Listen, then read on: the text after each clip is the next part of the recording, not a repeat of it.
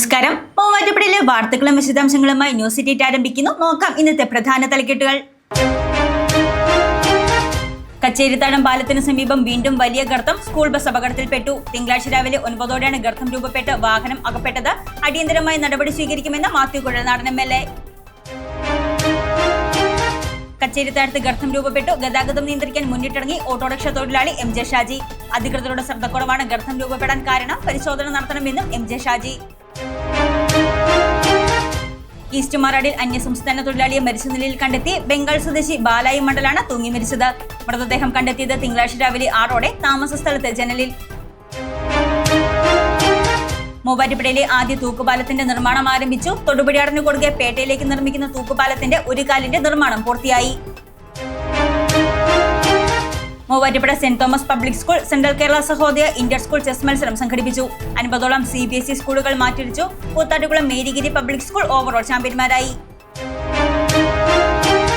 മേക്കടമ്പ sevens club 6ാമത് Mekkadamba fest ഓണാഘോഷത്തിന്റെ സമ്മാന കൂപ്പൺ വിതരണോദ്ഘാടനം നടത്തി. വാളകം പഞ്ചായത്ത് മിനി സ്റ്റേഡിയത്തിൽ സെപ്റ്റംബർ 5, 6 തീയതികളിലാണ് ഫെസ്റ്റ് നടക്കുന്നത്. സ്വതന്ത്ര കർഷക സംഘം മൂവാറ്റുപുഴ കൃഷിഭവന് മുന്നിൽ പ്രതിഷേധ ധർണ നടത്തി. മാത്യു കുഴൽനാടൻ MLA ഉദ്ഘാടനം ചെയ്തു.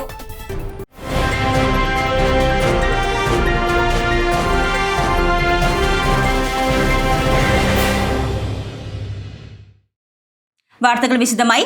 കച്ചേരിത്താഴം പാലത്തിന് സമീപം വീണ്ടും വലിയ ഗർത്തം രൂപപ്പെട്ടു. വിദ്യാർത്ഥികളുമായി എത്തിയ സ്കൂൾ ബസ് അപകടത്തിൽപ്പെട്ടു.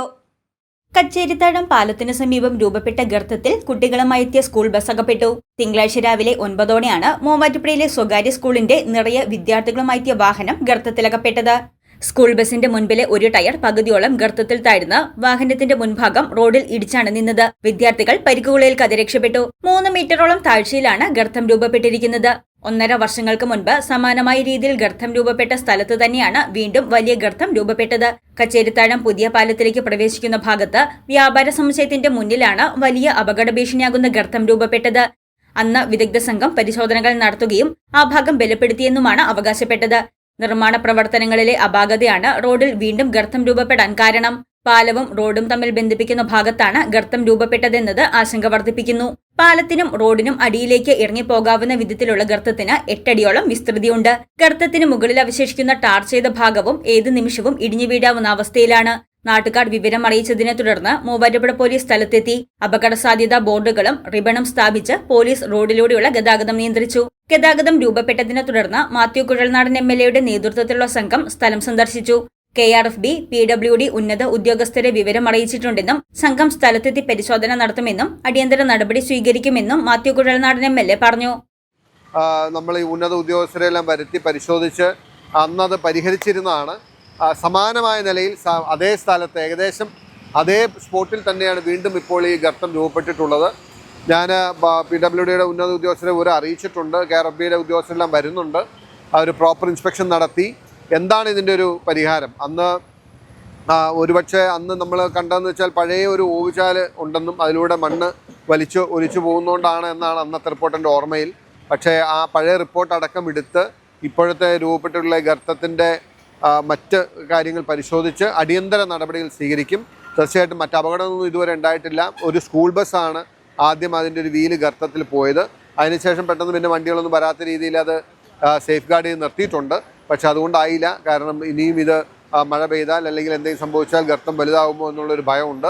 അതുകൊണ്ട് അടിയന്തര നടപടികൾ ഈ കാര്യത്തിൽ സ്വീകരിക്കും. മഴ പെയ്താൽ ഗർത്തം വലുതാകാനുള്ള സാധ്യതയേറെയാണ്. കച്ചേരിത്താഴത്ത് ഗർത്തം രൂപപ്പെട്ടതോടെ ഗതാഗതം നിയന്ത്രിക്കാൻ മുന്നിട്ടിറങ്ങി ഓട്ടോറിക്ഷ തൊഴിലാളിയായ MJ ഷാജി. അധികൃതരുടെ ശ്രദ്ധക്കുറവാണ് നഗരത്തിൽ വീണ്ടും ഗർത്തം രൂപപ്പെടാൻ കാരണമെന്നും വിദഗ്ധ സംഘം സ്ഥലത്തെത്തി പരിശോധന നടത്തണമെന്നും MJ ഷാജി. കച്ചേരിത്താഴത്ത് വലിയ ഗർത്തം രൂപപ്പെട്ടതോടെ ഗതാഗതം നിയന്ത്രിക്കാൻ മുന്നിട്ടിറങ്ങി ഓട്ടോറിക്ഷ തൊഴിലാളിയായ MJ ഷാജി.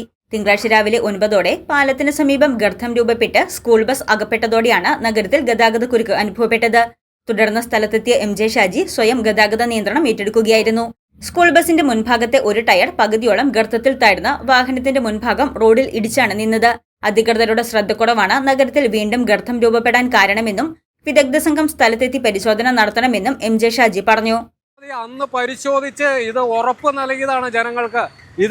ഇത് ആവർത്തിക്കില്ലെന്നും ഇതിന്റെ ക്രിയാത്മകമായാണ് ഞങ്ങൾ അടച്ചിരിക്കുന്നതെന്നും അന്ന് വാഗ്ദാനം ചെയ്തതാണ്. പക്ഷേ വീണ്ടും നാളുകളായിട്ടുള്ളൂ. ഇത് വീണ്ടും അഗാധമായ കുഴിയിലേക്ക് രൂപപ്പെട്ടു. അപ്പോൾ ഇത് എങ്ങനെ വിശ്വസിക്കും നമ്മൾ? ഇതിലൂടെ എങ്ങനെ ഒരു വാഹനം കൊണ്ട് പോകും? എങ്ങനെ ഒരു യാത്രക്കാരെയും കൊണ്ട് പോകും? നടക്കില്ല.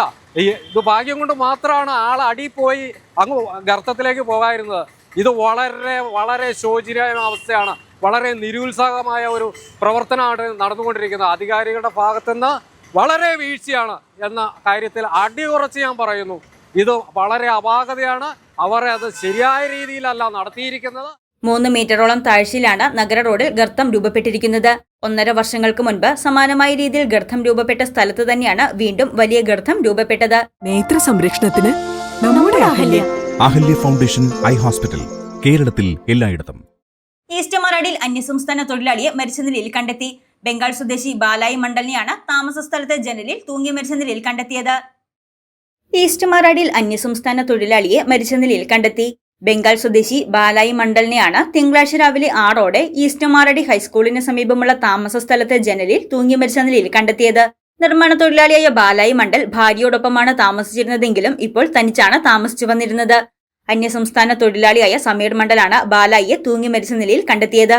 തുടർന്ന് മൂവാറ്റുപുഴ പോലീസ് സ്ഥലത്തെത്തി ഇൻക്വസ്റ്റ് നടപടികൾ പൂർത്തിയാക്കി മൃതദേഹം മൂവാറ്റുപുഴ ജനറൽ ആശുപത്രിയിലേക്ക് മാറ്റി.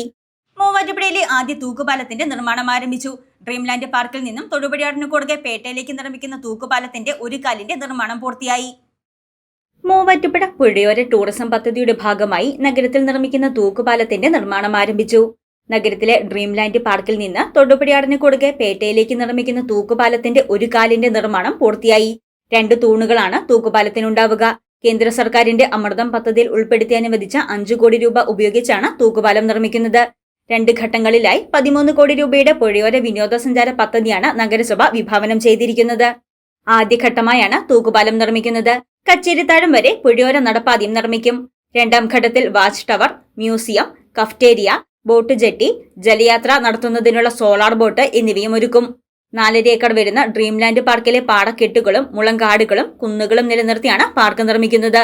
പാർക്ക് നവീകരിക്കാനും പദ്ധതിയുണ്ട്. കുറഞ്ഞ ചെലവിൽ അത്യാധുനിക ആരോഗ്യ പരിരക്ഷ. MCS hospital.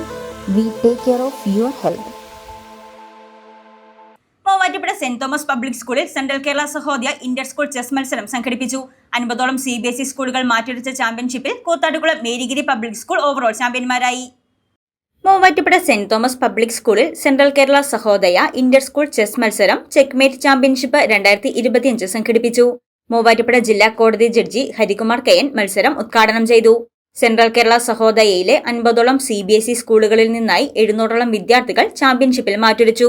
തുടർന്ന് വൈകിട്ട് നടന്ന സമാപന സമ്മേളനം മൂവാറ്റുപുഴ നഗരസഭാ കൌൺസിലർ KG അനിൽകുമാർ ഉദ്ഘാടനം ചെയ്തു.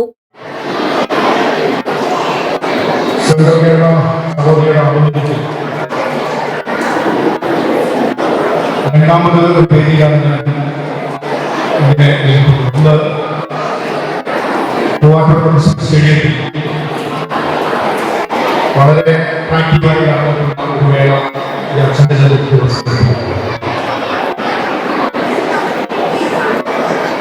ആ മേള നാഷണൽ ഗെയിംസ് നടക്കുമ്പോൾ ഒരിക്കലും സർക്കാർ ആ മേളയ്ക്ക് അവരെ ഞാൻ അത്യാവശ്യം പങ്കെടുക്കണം. നോബൽ പ്രൊഫഷണൽക്കും ക്ലോസിംഗ് സെറമണിക്കും ഞാൻ പങ്കെടുക്കും. തുടർന്ന് വിജയികൾക്കുള്ള സമ്മാനങ്ങൾ ചടങ്ങിൽ വിതരണം ചെയ്തു.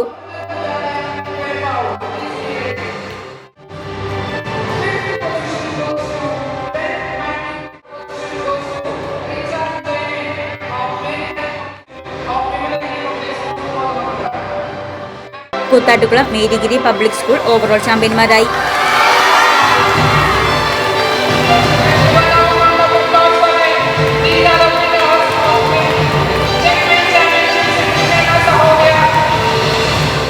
Central Kerala Sahodaya president father Mathew Kareethara CMI, school manager father John Puthuran, principal Mary Sabu, Sahodaya sports coordinator Joju Joseph, Sahodaya general secretary Jain അപ്പോൾ എന്നിവർ പ്രസംഗിച്ചു. മേക്കടമ്പ് സെവൻസ് ക്ലബ്ബ് സംഘടിപ്പിക്കുന്ന 6ാമത് മേക്കടമ്പ് ഫെസ്റ്റ് ഓണാഘോഷത്തിന്റെ സമ്മാന കൂപ്പൺ വിതരണോദ്ഘാടനം നടത്തി. വാളകം പഞ്ചായത്ത് മിനി സ്റ്റേഡിയത്തിൽ സെപ്റ്റംബർ 5, 6 തീയതികളിലായാണ് ഫെസ്റ്റ് നടത്തപ്പെടുന്നത്. സമ്മാന കൂപ്പണിന്റെ വിതരണോദ്ഘാടനം CK ഷജി നിർവഹിച്ചു. പ്രസിഡന്റ് രതീഷ് KR, സെക്രട്ടറി ബേസിൽ ചാക്കോ, ട്രഷറർ ജോമി കുര്യാക്കോസ്, പ്രോഗ്രാം കൺവീനർമാരായ പ്രവീൺ പരമേശ്വരൻ, അനന്തു സുരേഷ് എന്നിവർ പങ്കെടുത്തു.